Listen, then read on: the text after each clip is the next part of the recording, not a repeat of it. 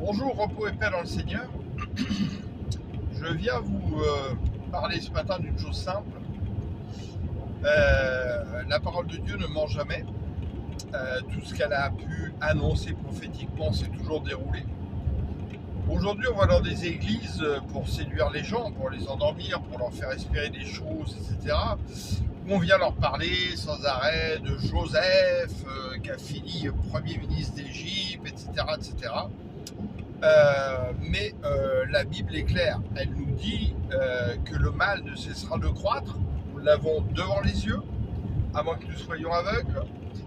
Que l'amour du plus grand nombre se refroidira, que l'iniquité ne cessera de grandir, que le mal sera présenté comme le bien et le bien comme le mal, etc., etc. C'est devant nos yeux tous les jours. Ça croît chaque jour.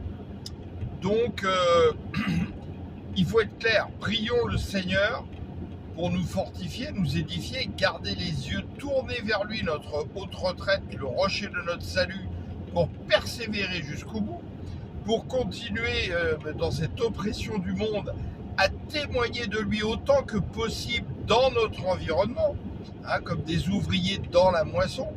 Et peut-être qu'on perd trop de temps aujourd'hui à essayer d'évangéliser les évangéliques et les catholiques, alors que c'est dans le monde qu'on devrait travailler, parce que justement la plupart sont encore des bébés spirituels qui se laissent avoir par des prédicateurs de mensonges, et on perd beaucoup de temps à cause de cela. Mais ne rêvez pas, la parole de Dieu ne ment pas. Donc on va aller vers ce qui est annoncé dans l'Apocalypse, on va aller dans des choses de plus en plus terribles, et je serais très étonné qu'il y ait des hommes politiques qui servent le Seigneur, qui arrivent et qui se mettent en place. Alléluia. Donc puissions-nous réfléchir un peu à tout cela et comprendre dans quel temps nous vivons et ce à quoi nous sommes appelés.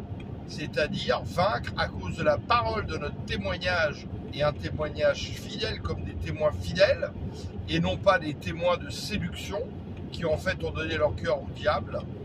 Et un petit message pour tous ceux qui souhaitent immigrer vers le Canada et les États-Unis et même la France et qui sont en Afrique. J'en parlerai beaucoup plus tard là, mais réfléchissez à deux fois, c'est une très mauvaise idée si vous ne voulez pas vouer votre âme à Mammon et perdre votre âme. Parce que vous n'aurez pas le choix si vous voulez y survivre. Alléluia. Que le Seigneur vous bénisse abondamment et vraiment soyez fortifiés dans le Seigneur.